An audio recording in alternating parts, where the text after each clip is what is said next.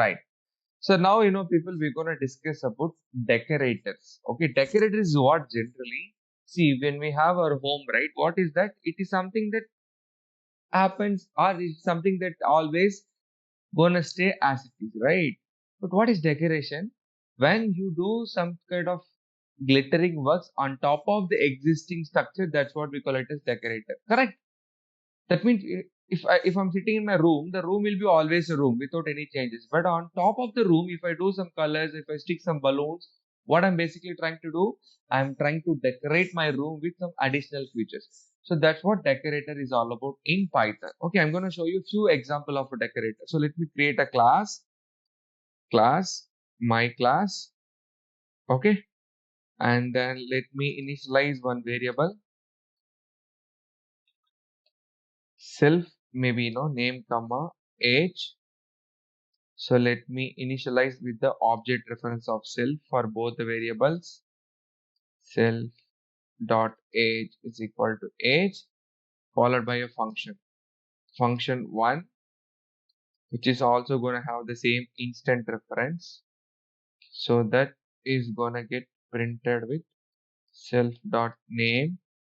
Okay, and then I'm going to have a function like 2, and that is going to have a self reference, and that is going to have self dot age as well as self dot name. So what happened?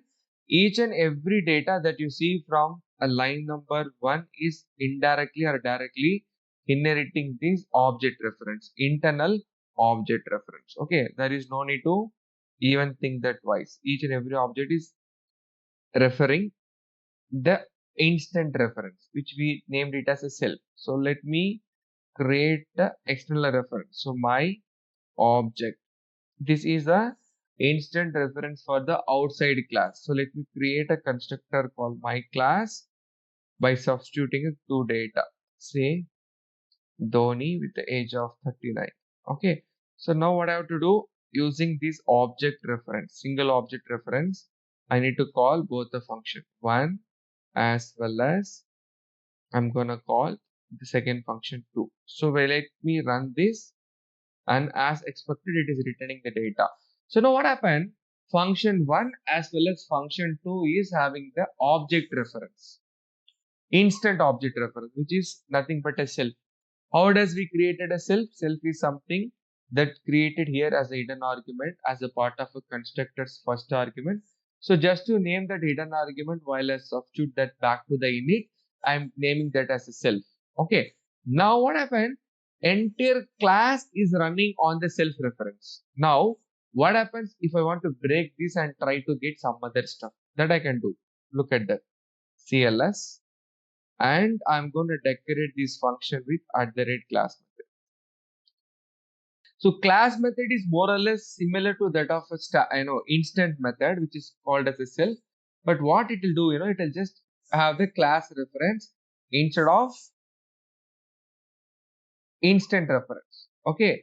So the class method is a method that is actually bound for a class, but not on the object. This is object reference. Self is an object reference, internal object reference or instant object reference, right? So wherever you see self, that means it is following the internal reference. But here, this is going to have the class bound reference. Okay. So what you're supposed to do to have the class method, make sure that you decorate that with the class method and also CLS as the first argument. Okay. So what it can do is that it can still modify the instant of the class, even though it is a class method. Okay. That's what class method is all about. Now, the point that here is that this is what we do call it as decorators. This is class method decorator. At times, when your function don't want to follow either instant reference, okay, whenever your function not in the position to refer this internal object reference, okay, instant object reference, however you want to call, you can call, or the class reference, it can be associated itself with a static method. Okay, it can be called itself with a static method.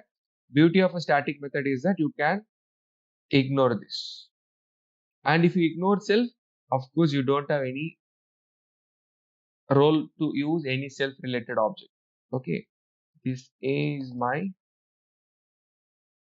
static method. When you run, okay. Since here you're using a class method, right? No need to use self here. Okay. Because that's what happened, right? If you don't want to have access the object, instant object, then you don't have any permission to use the instant attribute. So you can have this. This is my class method. That's it. It works as expected. And if you want to pass any external data, look at that country. You can have that country and you pass it here, India. Look at that. For static method also, team. Let me print a team and then let me put a CSK. Look at that. It works as expected. Okay, this is what we do call it as a decorator, but indirectly you are learning about class method and static method. So class method takes CLS as the first parameter, while the static method, the method that I have mentioned at line number 13, doesn't take anything. Just by declaring with the at the rate, it will defaultly get converted into a static method. Okay. So the beauty is that a class method can access or it can modify the state of the class, whereas the static method doesn't have any role to play with respect to the class attribute is concerned. Okay. Or in normal terms, right, static method doesn't have any role to play of the class related stuff. That is what it acts as just a utility class. Okay. So these both are called decorators. Okay. So whenever or if someone asks you that when you're supposed to use a class method, tell them that class method works something like a factory method to return the class object, almost like a constructor. Okay. And whereas it's static method, right, we can use it for creating a utility function. When you want to have a certain function that is going to do some separate purposes than that of the initialized data, then you can go for static method. These two are the differences between the class method and static method. Indeed, these two are called as decorator. Okay.